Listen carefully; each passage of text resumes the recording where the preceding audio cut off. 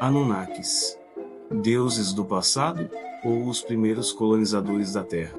Desde que o ser humano aprendeu a olhar para o céu e registrar em pedra os seus pensamentos, uma pergunta não nos abandona: de onde viemos realmente? As antigas civilizações deixaram pistas, histórias esculpidas em tabuletas, lendas sussurradas por xamãs, mitos preservados ao longo dos séculos. Mas e se, ao redor da fogueira?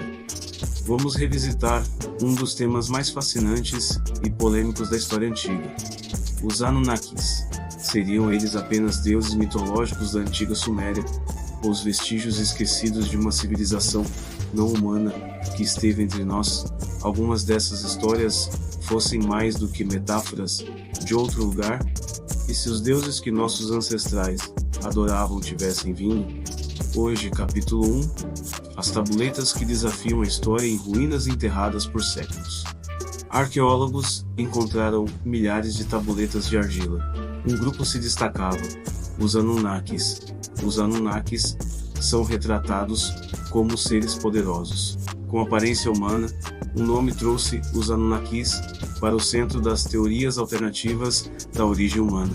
Deixaria Sitchin mais capacidades muito além das humanas. Sitchin foi acusado de erros de tradução e interpretações livres. Há algo perturbadoramente familiar nesses mitos.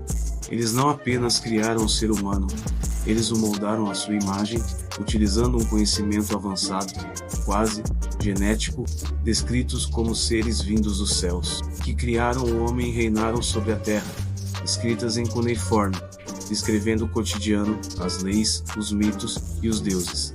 Há mais de 5.000 anos, floresceu uma das primeiras civilizações humanas conhecidas, a Suméria, ou, lembrando à sua maneira, de um mesmo evento distante.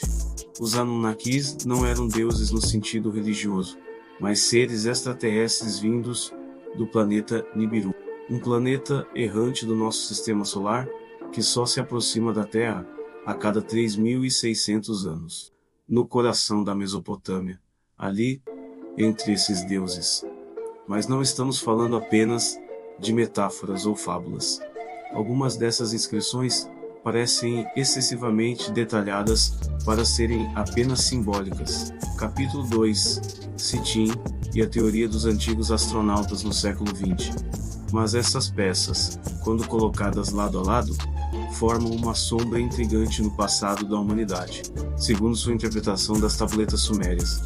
De acordo com Sitchin, ao chegarem aqui, há centenas de milhares de anos, os Anunnakis estavam em busca de recursos, especialmente ouro, e decidiram criar uma raça de trabalhadores híbridos, usando sua própria genética combinada com a de hominídeos terrestres.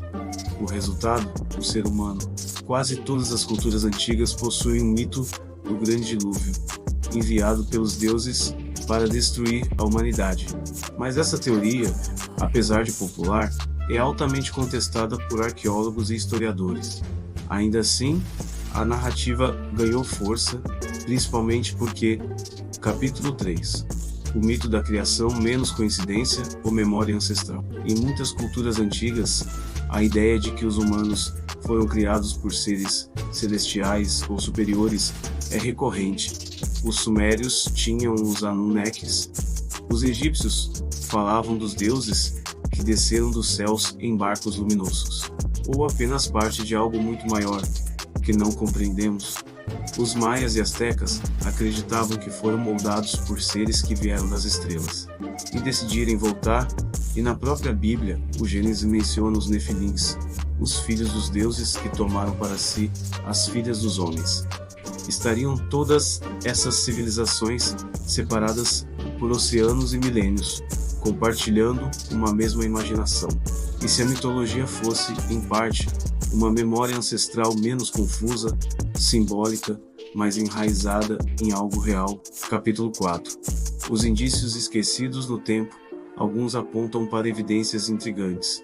Mapas antigos, como o de Piri Reis, mostram detalhes da Antártida antes mesmo de sua descoberta oficial. Construções megalíticas, como as de Baalbek, no Líbano, com pedras de centenas de toneladas, que até hoje desafiam a engenharia moderna.